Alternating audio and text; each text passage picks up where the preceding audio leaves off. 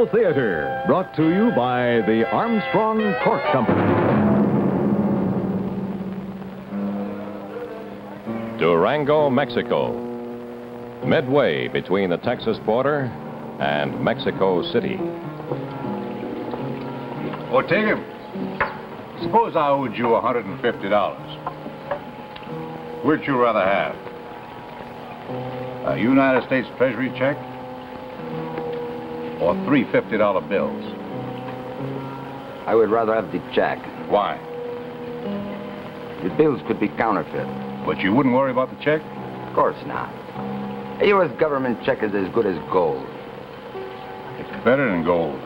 There's more around. The government puts out 1 million a day. 350 million checks a year.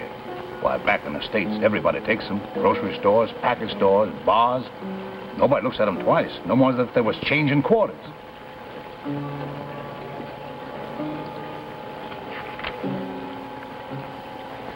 Ortega, we could make ourselves some of that gold. Where? Right here. The United States government don't snoop around in Mexico. I take care of the printing. You give me protection, and I'll pay you your regular cut. Like printing money, eh? Easier. It's a lot easier to print a check than it is a $5 bill, and you get a lot more for it. And what is the competition from the others who counterfeit these checks? No competition. As far as I know, we'd be the only ones. We'll make $1 million.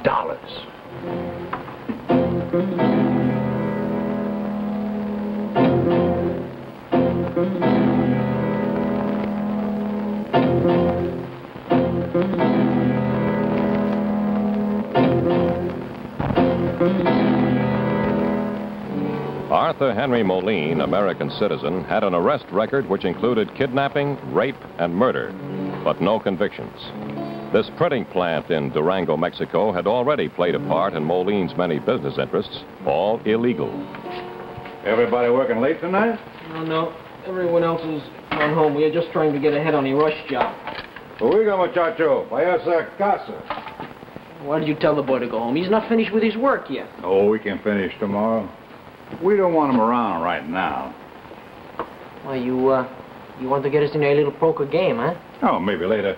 What I want right now is some of your expert advice. You ever see one of these before? U.S. government check, of course. Well, tell me now, just how hard would it be to print up a batch? Well, not near so hard as printing money, could it be? No, but it would be harder than when we made driver's license and credit cards. Just give me an idea how a fella go about it. Let me see.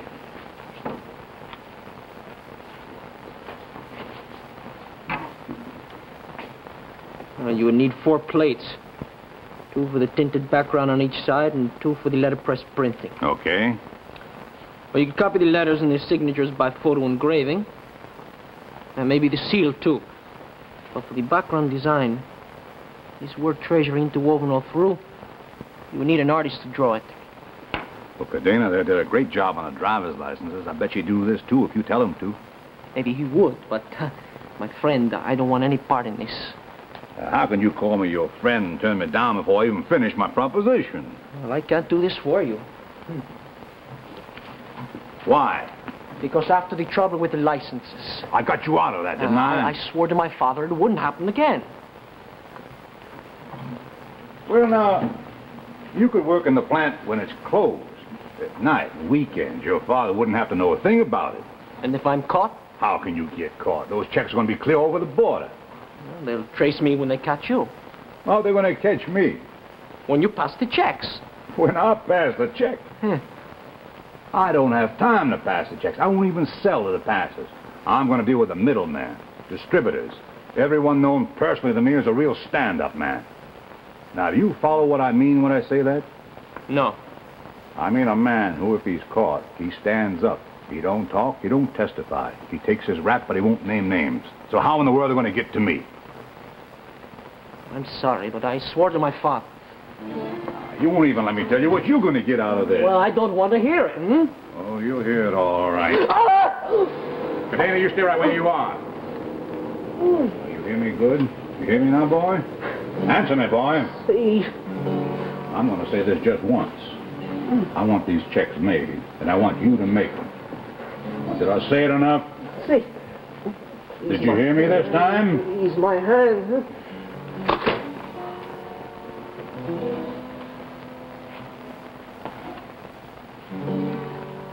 We're going to stay friends, ain't we? See. Oh, you're going to get $2 a check, amigo. That's what I said. Why, once we get rolling, you could be a millionaire. Now, don't that make your hand feel better? For the pantograph background of the counterfeit checks, the artist drew one U.S. Treasury segment. Duplicates of the segment were put together to form an oversized design, which was reduced photographically to the exact size of the check. This step concealed minor flaws in the drawing. A plate was then made for the face of the check. It was placed on a lithograph machine, which was used to print the background of the checks. Inks were mixed carefully in an effort to obtain the precise shade of blue. This was one of the most difficult and critical steps of the counterfeiting operation. The block print on both sides was copied by Francisco Gutierrez with the aid of a photo engraver's camera. The actual printing was done in 4 steps, 2 for each side of the check. The business machine perforations were made laboriously with an ordinary 2-hole punch converted to cut rectangular holes instead of round. Names, addresses, and amounts were done on a standard typewriter. Philip A. Miles, Route 12, Box 3000, Morrissey, Alabama. That's M-O-R-R-I-S-S-C-Y. That's $146.20. You make 250 checks like that. You make the rest out to John B. Williams, Post Office Box 9420, Honeywell, Louisiana. $164.11. I want all 500 checks finished and ready by Saturday. Saturday? What I said, full day's drive to the border, and I want to go through customs Sunday afternoon. Sunday afternoon in a Mexican city of any size is devoted to the bullfight. In border towns such as Nuevo Laredo, the bull rings are crowded with thousands of Americans who drive over for the spectacle and drive back immediately afterwards. With long lines of impatient motorists waiting at the border, customs inspection is necessarily brief. Moline timed his crossing attempt for the height of the rush hour and brought a woman along to lend a holiday air. American citizens? Yes, sir. Drove over this morning, taking a bullfight. You bringing any merchandise back with you? Well, just a couple of bottles of tequila is all. Cost me $3.30. All right, go ahead. Under the tequila were 500 counterfeit checks. On the following night, Moline arrived at this Crossroads Motel near Bristol, Louisiana, where he had called a meeting of men known to him personally. Present were these 4 stand-up men, all with criminal records. Walter Nye, swindler, car thief, gambler, parole violator. Clarence Hollis, burglar, armed robber, once acquitted of assault with a deadly weapon. Dorsey Ulmer, con man, marijuana peddler, procurer, finger man for safe burglars.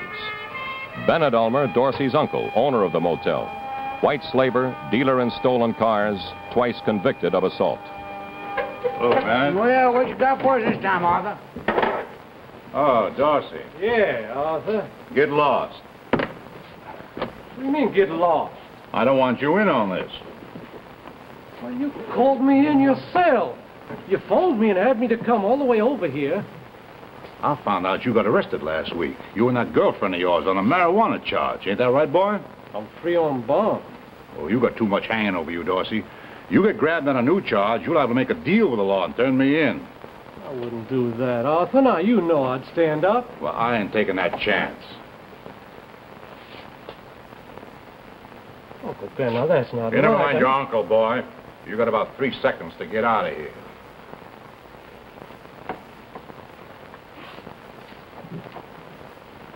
All right. Well, now, I got something new for you. You stole all them checks. Nobody stole them. I had them made. Counterfeit government check? It's about like a real thing to me. Pretty close.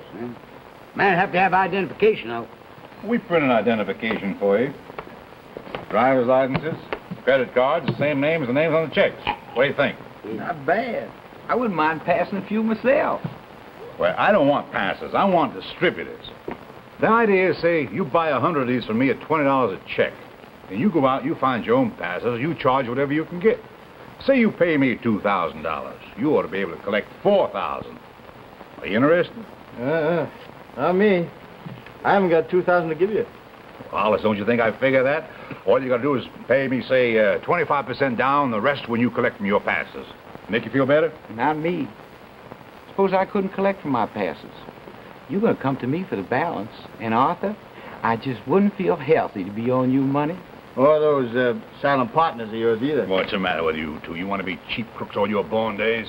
Hell, I'll offer you $1 million proposition. You ain't got the guts to take it. Arthur, how many checks you got here? 500.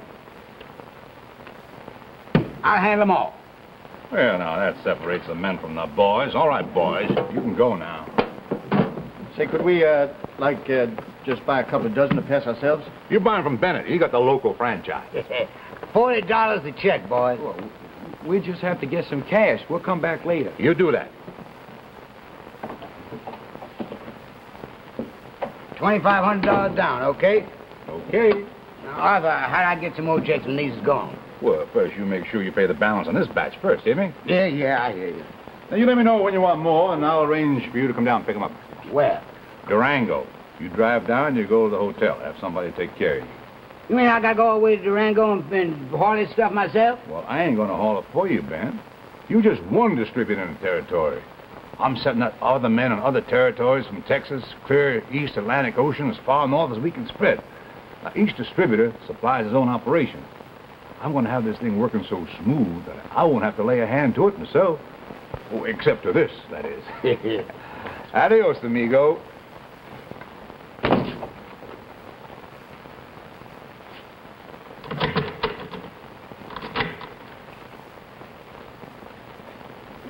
Who is it?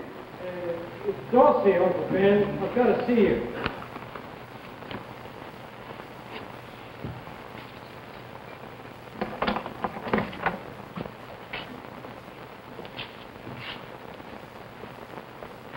You been hanging around back there? Only for just a minute. Uncle Ben, I couldn't help hearing something about passing treasury checks. And? And he came out to the car where I was sitting and told me, and I said it must be some good deal. Well, what you want? Well, I want to pass some of those checks, Uncle Ben. Boy, you in enough trouble as it is. Well, maybe I can get out of trouble if you would help me. Just a little. Just a little how? Ben, I was talking to a lawyer today, and he's a real good lawyer. And he said he thinks maybe he can get us off our marijuana charge, but first, he wants a $5,000 retainer. Yeah. Now, Ben, if Dorsey could work some of those checks, well, maybe he could raise the money. Well, you just better get up some other how, boy. Moline don't want you in on this.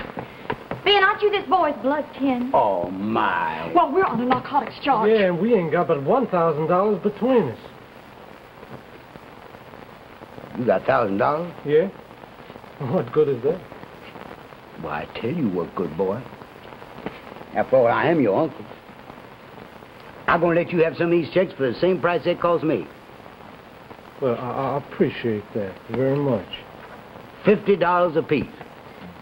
The first of the counterfeit checks was cashed in a food market in Hillside, Florida by Dorsey Ulmer, carrying counterfeit identification in the name of Philip A. Miles. With Charlotte Cable sometimes posing as his wife, Ulmer worked supermarkets across northern Florida, netting an average of $130 at each after purchases. Clarence Hollis, using both identities, victimized the owners of restaurants, package stores, and service stations. Walter Nye, posing as John B. Williams, specialized in clothing stores. Those are for Phillips in Texas.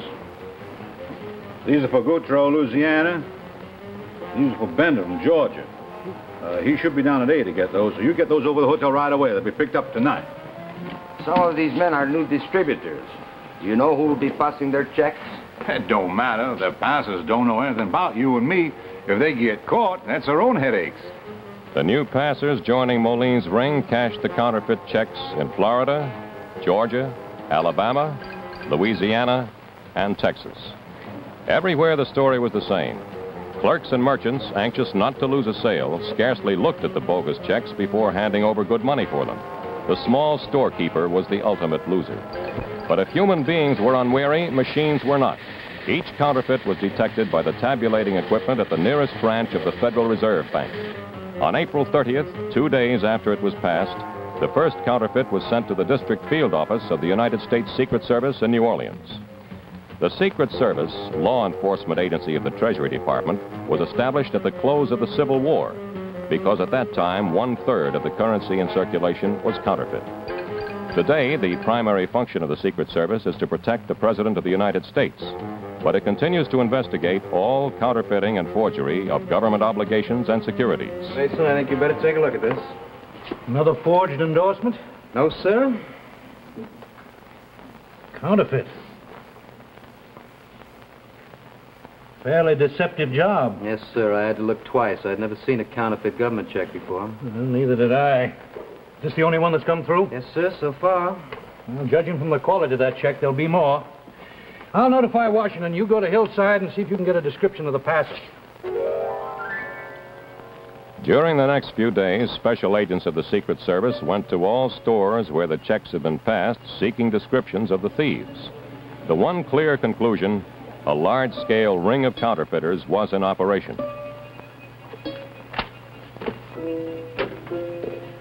Confidential warning notice headed, "Please do not publicize." Counterfeit U.S. Treasury checks have been received, made payable to Philip A. Miles or John B. Williams, bearing symbol 9005. It's a fairly deceptive counterfeit. The pantograph background is a light blue, not as rich as the genuine. The printing leans to gray instead of bold black. The business machine perforations are not clearly cut and slant to one side as if hand-punched. The warning notice went out to police departments, banks, and a few selected merchants in the affected area. It was marked confidential to avoid alerting the thieves. Result? Mason? Oh, hello, Lieutenant Wilson. Yes, go ahead.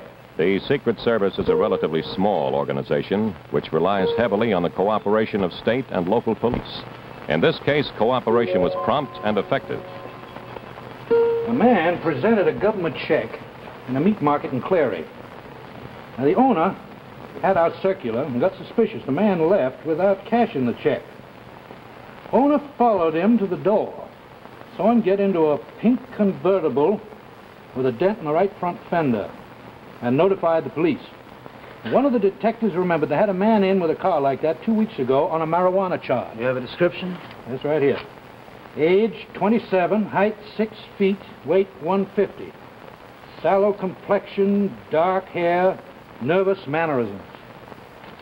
You know that could be the passer that worked Hillside, Newton, and Perry? Call Lieutenant Wilson to see if he can pick him up. Dorsey Ulmer was arrested within 24 hours and taken to the local police precinct where he awaited further questioning. Now, my name is Donaldson. I'm from the Secret Service. Now, we got 3 witnesses who positively identify you, Dorsey, as cashing counterfeit treasury checks. Dorsey, you're also up on a narcotics charge. You're in plenty of trouble. Yes, I know it. Well, you've been advised of your rights. You going to cooperate with us? I sure will, Mr. Donaldson. I'll cooperate in any way I can. Mm-hmm. Well, I think the first way might be to tell us where you got those checks, huh? Yes, I sure will. Where I got them was, I got them from a man I met in a bar. You know his name? Well, no, he didn't tell me his name. You know where he got the checks? Well, he didn't tell me exactly, you know, but from the conversation, I could make a pretty good guess. Well? From a man who was in the same cell with him when he was in the state prison.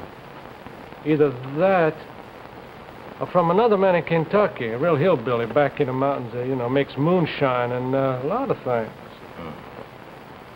Else must have been from a sailor off a ship in Mobile. Thanks, Dorsey. You've been a great help. Dorsey Ulmer stood up, squarely blocking the main line to Moline and the source of the checks. But Charlotte Cable opened another path. Okay, Ben, make it fast. I left my motor running. What's on your mind? I've been to see Dorsey in jail. Well, you're a good uncle. Now, you listen here to me, Miss Smarty Pants. He bought 20 checks from me. He told me that 8 of them he passed. One he had with him when he was grabbed, that's 9. And he said he left the other 11 with you. Now, where are they? I got him. Charlotte, them checks are too hot to pass around here anymore. Listen here, everybody else has took what they got left and they destroyed theirs. Now, you better destroy yours. Well, then why don't you buy them back from me, Ben? Then you can do whatever you want to do with them, and I'll have some more money to pay my lawyer to get me off my narcotics charge. Well, now, you think I'm going to take the loss? Well, why should we take it? Well, that's the chance you took when you bought them checks, and you got your money back out of the ones you passed. Now, you listen here to me, Charlotte. Old Dorsey said for you to destroy them checks. All right, Ben. Now, burn them, Charlotte. All right, I will. Yeah. Oh, what, again? Okay, room free, yeah. They don't know how to work the air conditioner. I'll be right back. Now, Charlotte, you burn them checks right now. You hear me?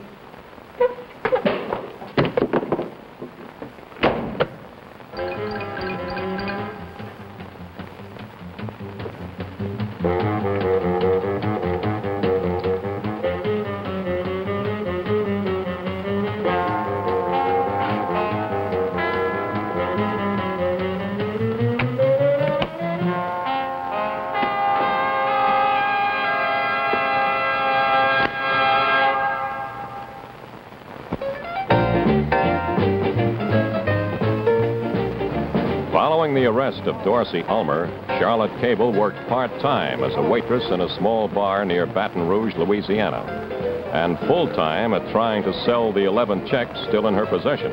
I get it. Keep the change, honey. Woo! It takes a stranger to appreciate me. Don't needle a local talent. How are they going to get prosperous? I can't do business here. You looking to do business? Maybe. Why don't you say so before? Jack's over. Beats me. Well, maybe we got a deal for you. Mind standing up first?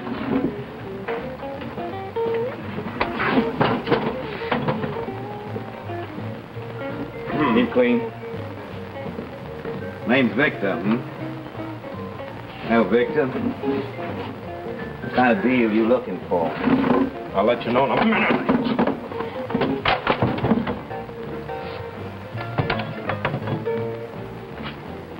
Now, look.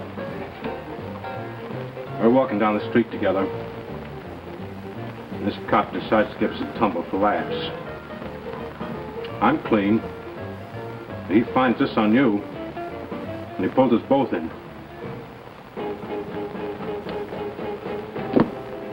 Deals with you, stupid.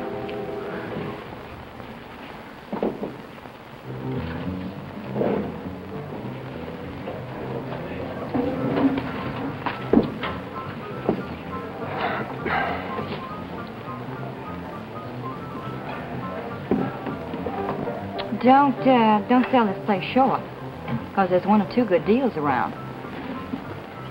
Like what?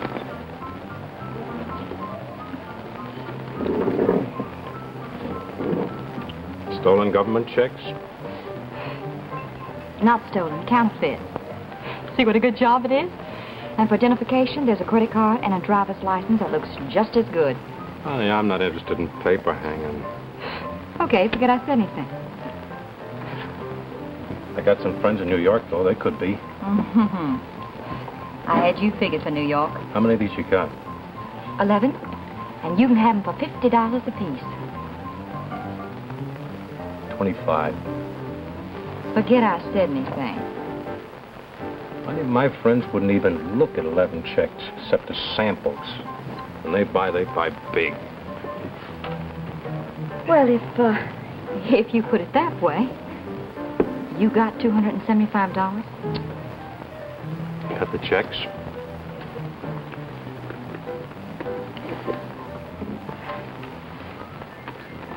My friends go for this. Can you put them in touch with your suppliers? Are you kidding? Honey, if they buy from me. I didn't say keep the change. Ooh. Well, I didn't know you ever worried about change. You being New Yorkers. The New Yorker was an agent of the Secret Service acting on the possibility that Charlotte Cable, as a known associate of Dorsey Ulmer, might provide a lead to the source of the counterfeit checks. These are part of the original batch. There are more checks turning up now. They have different names on them. But it's the same printing job, the same counterfeiters. Now, Charlotte is the only lead we've got. Other known associates of Dorsey's mixed up in the ring? Yeah, two of his old pals, a Hollis and a Nye. They're both identified as passers from their pictures, but we can't find them. But we have an idea that something frightened them and they took off. Okay, we'll stay with Charlotte. She's our best bet. Why don't you wait a week, huh? And tell her that your friends want to buy 200 more. That ought to send her running to her supplier. Well, all right, I didn't burn the checks. But I told you to. But, Ben, those checks are in New York where they can't do us any harm. And besides, look at the big order I got out of it. Well, yeah, it's a good-sized order. Well, Ben, you're going to have to level with me this time on price because that's a shrewd outfit in New York and they're not going to pay more than $25 a check. Well, I'll see what I can do. I have to see Moline. I'll let you know. Well, I ain't worried about the price, Ben. Price ain't no problem. Well, what is it? Time is. We lost a lot of time making up a new batch of checks, with driver's licenses and credit cards to go with them. We can only turn out so many to clip, working nights and weekends. We got a lot of people waiting on us. There's two of them right there. You mean Hollis and Nye? That's right. You selling direct to passers now? No, sir. They ain't passers no more, those boys. Why, they got themselves a hot connection with the El Paso outfit. They brought me a whole new idea for distributing. You know what they're going to do? They're going to work the big military bases in the South, places like Randolph Air Force Base. You know how many government checks get cashed in a single day around a big military base? Arthur, you trying to tell me you're getting too big to deal with me anymore? Not exactly, but, well, I got a whole list of distributors like you, Ben. Where you are on that list is you on the bottom. Why am I? Because you went and sold checks to Dorsey when I told you not to. Well, now, Arthur, he's my nephew. Dorsey didn't do you no harm. Dorsey stood up, didn't he? Poor Dorsey, there he was, even in jail, he was looking out for you. Why didn't he have me tell Charlotte to burn them 11 checks he left with her? And she did burn them, I saw. Well, all right, Bennett. You get your checks after a while. Well, how long is it going to take? Not too long, amigo. I'll let you know.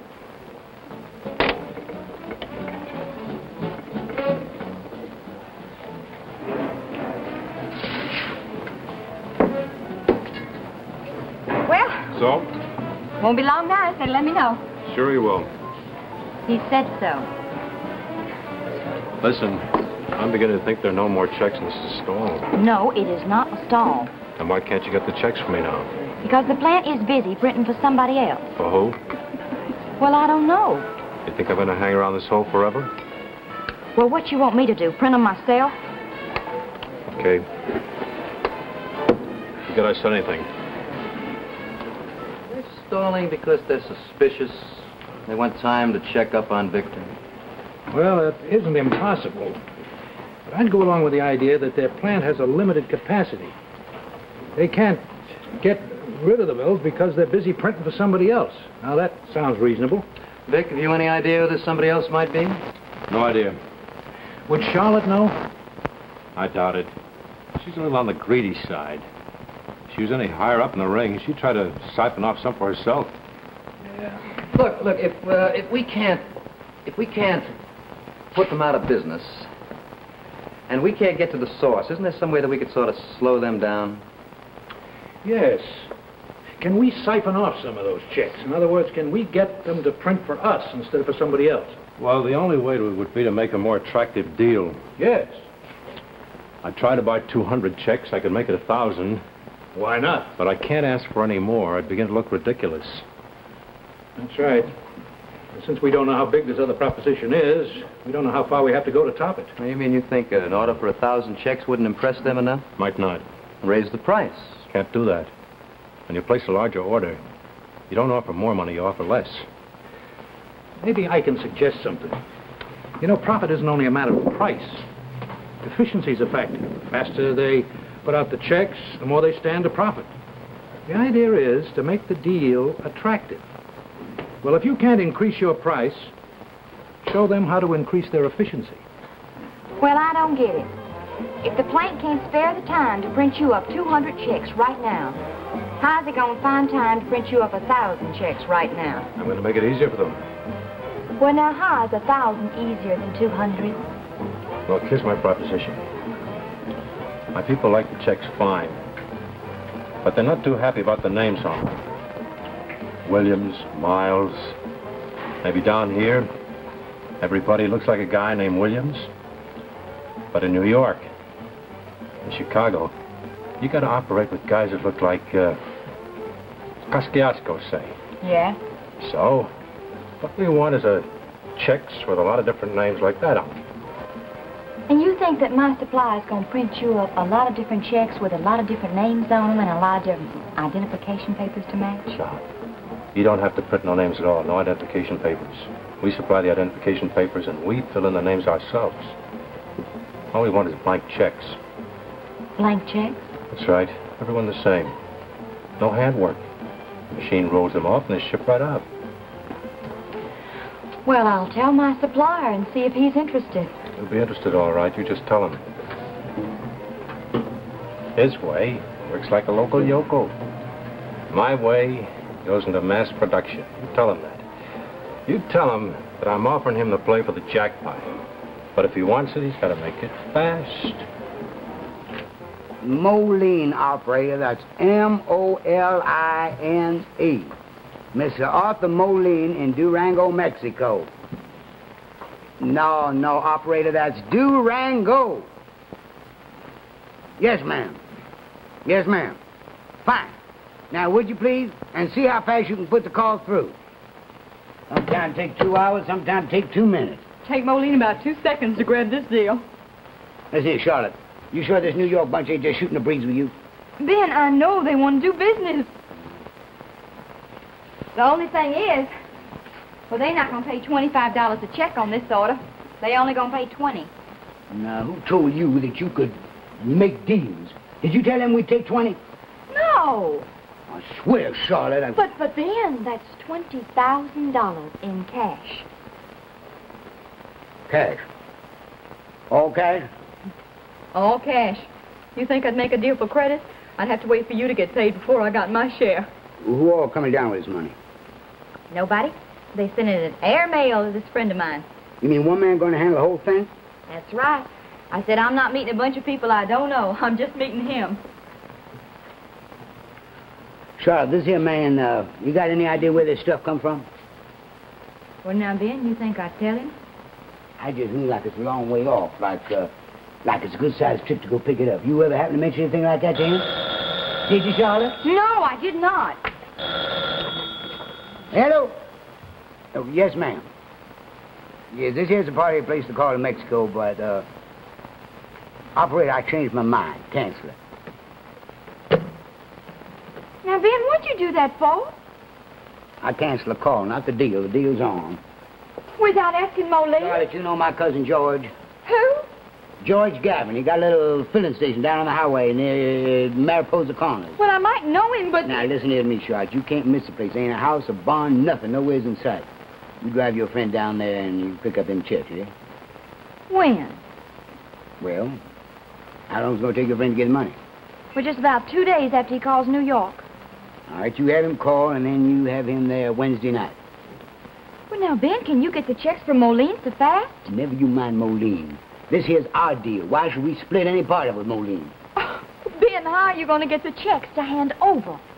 Charlotte, we don't need no checks. We're going to have one man all alone with $20,000 on him. Mm-hmm.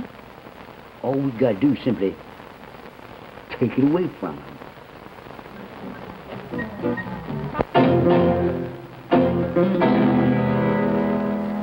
Wednesday, June 20th.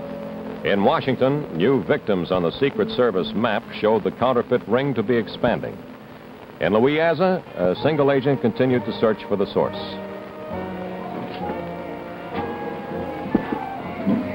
It's you. The whole 20,000? Airmail special delivery. Where is it? In the safe at my motel. So, my end of the deal's ready?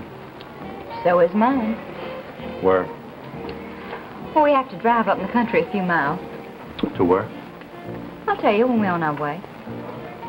What'll that be? Now. Now?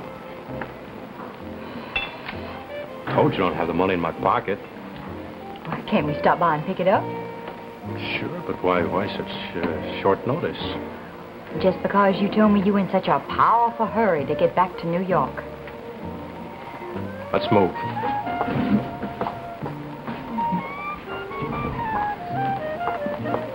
I better call first. Call who? Motel. No calls. I just want to ask him to keep the boss around, but open the safe. Otherwise, we'll have to wait all night. What?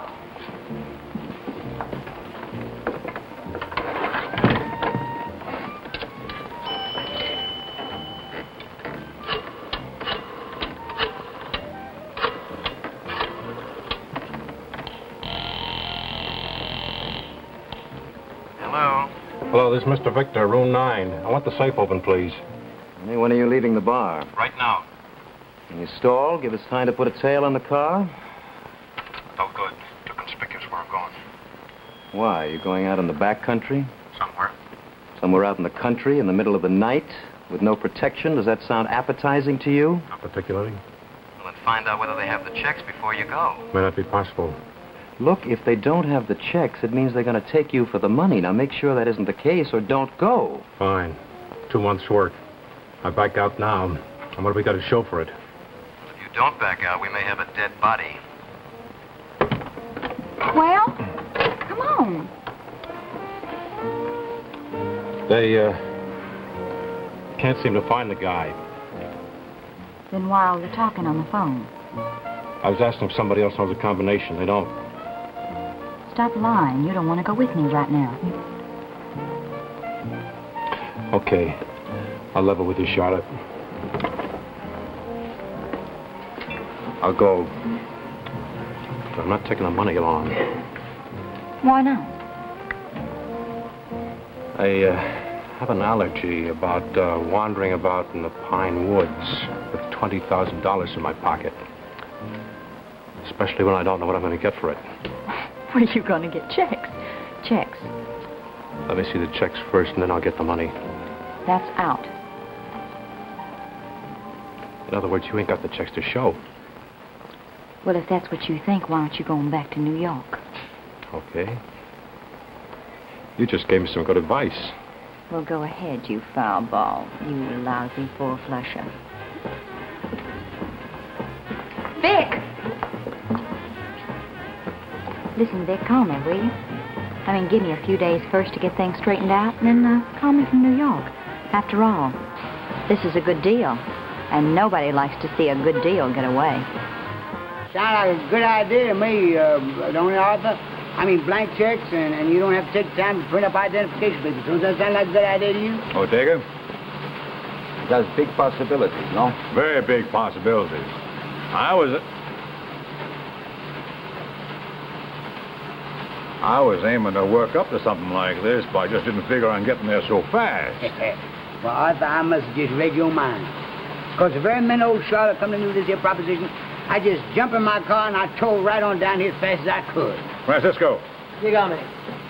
how far along with those military checks? Well, Cardenas to finish the artwork for the Defense Department ID cards. Well, you tell them to forget about that for now. You print up a big batch of blank checks. A week after his return to New York, the undercover agent telephoned Charlotte at the bar in Louisiana. Hello? Hello, Charlotte. Victor. How you doing, kid?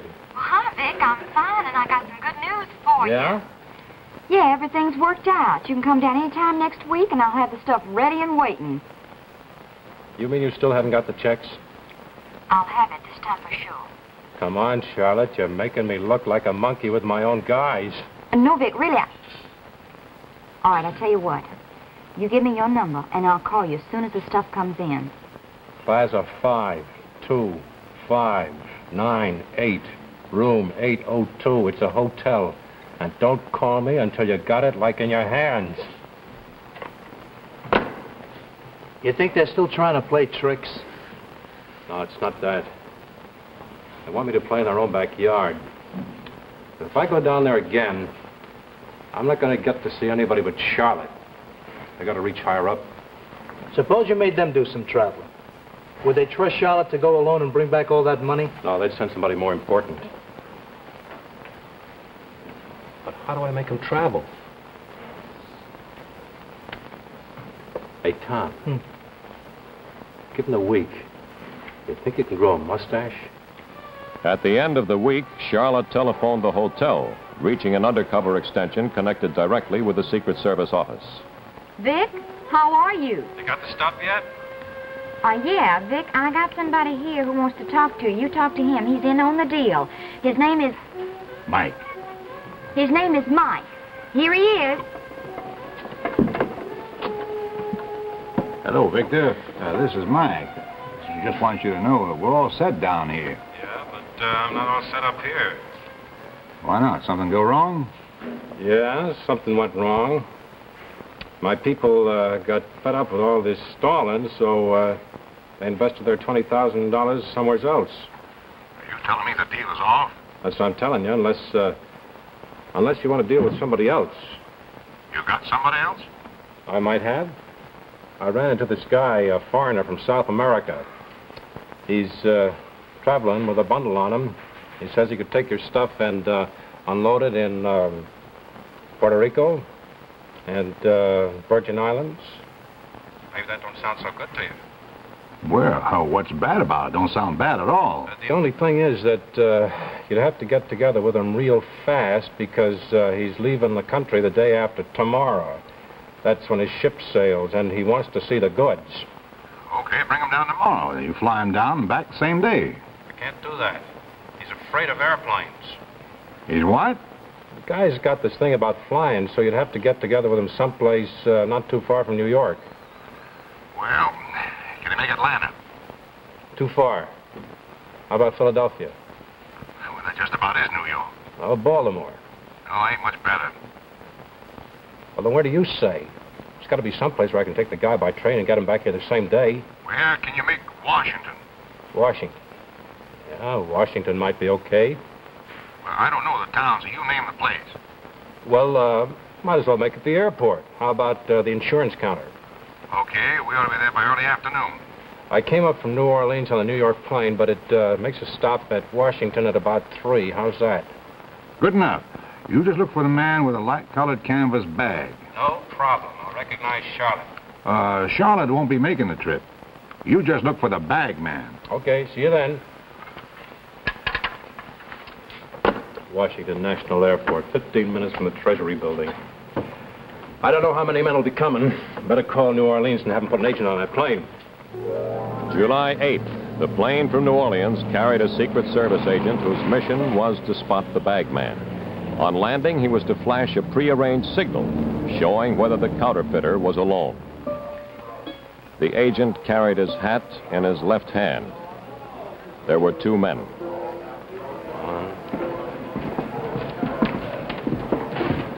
There's the bag man.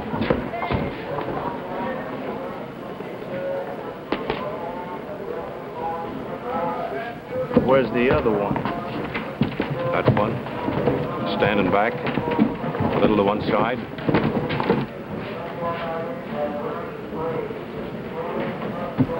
Laying back. If we grab the bag man, he's not implicated. Then he's the bigger fish. Let's see if we can't hook him.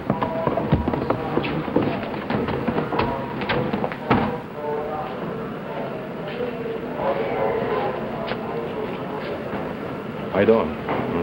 I'm Victor. Is that Mike?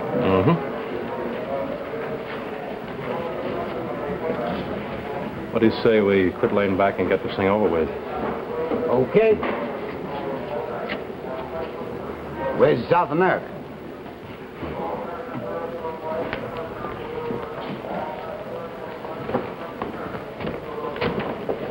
Buenos dias, amigo.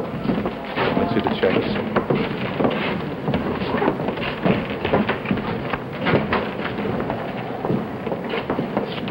Something wrong here. No holes punched in by the business machine. Oh, well, we didn't have time to punch no holes. You can do it yourself. Show us how. Nothing to it. You just put the check through a little bit at a time, and you work the handle like that, that's all. See? Okay, does that do it? That does it all right. Secret Service, you're under arrest. At this point, although the Secret Service had a large catch of counterfeit checks, it seemed to be no closer to the source. On July 9th, Charlotte Cable was arrested in Baton Rouge, Louisiana. I don't know what that bag was full of. I never even laid eyes on it. What about those 11 checks you sold yourself? Oh, I got those from Dorsey. And you got him locked up, so if you want to know, why don't you ask him? Charlotte Cable stood up. Bennett Ulmer was held in $50,000 bond. And I just ain't no use you asking me no more questions, because I don't know no answer. Where'd you get the bag and the checks, huh? Me? Well, I had an uncle die, and he left it to me in his will. Bennett Ulmer stood up. But actually, the discovery of Bennett Ulmer as an important figure in the ring was in itself a new lead. Agents combed Ulmer's motel in search of clues. One came up with a telephone bill.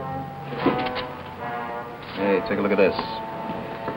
He was consistently placing long-distance calls to two places, Dover, Alabama, and Durango, Mexico. The telephone number in Dover, Alabama, was traced to a bar and grill owned by Arthur Henry Moline. The name Moline also appeared in Bennett Ulmer's arrest record as a known associate. The file on Moline's telephone showed a great many calls to and from Durango, Mexico. During the last week in July, a Secret Service agent was sent from the field office in San Antonio, Texas, to Durango, Mexico. With the full cooperation of the Mexican authorities, Walter Nye and Clarence Hollis were arrested. Now, you take those plates, all four of them. You collect all the stuff around there. Every check, every card. You don't leave a scrap in that shop, you hear me? See, I understand. You want me to destroy everything. I don't want you to destroy nothing. I want you to wrap it all up nice and neat and take it to Monterey and hand it over to Ortega. Now, you think you can do that easy enough? See. Then we're clean. We don't have a thing in the world against us. What about Hollis and Nye? All right, you identified me, you grabbed me. Okay, I passed the checks. What else you want to know? Just one more thing, Hollis. Where did you get the checks? Well, I got them from Nye. Hall said he got them from me? Mm-hmm. Seems to me I got them from him. Hollis and Nye stood up. By July 29th, the Secret Service had effectively halted the entire counterfeit operation. But it could not prove a case against the ringleader. For the course of Moline's criminal career, this was par, until the agent in Durango showed Moline's photograph to employees of the few printing plants in the area. The boy at the Prensa Gutierrez said that he had seen this man at the plant many times after hours, talking with Cadena, the artist, and with the boss's son. A thorough search was made to uncover any possible evidence that the printing plant was involved in turning out the counterfeit checks. A spoiled plate was found, forgotten by the counterfeiters. I was forced to do it, I swear to you. I didn't want to, but he forced me. You identify this as the likeness of the man for whom you printed counterfeit United States Treasury checks? See, I do identify it. The artist Cadena also identified the photo. Arthur Henry Moline was indicted by a federal grand jury in Texas and arrested in Alabama. Yes, I'd like to make a statement, which is this. I hire a good lawyer. I pay him good money.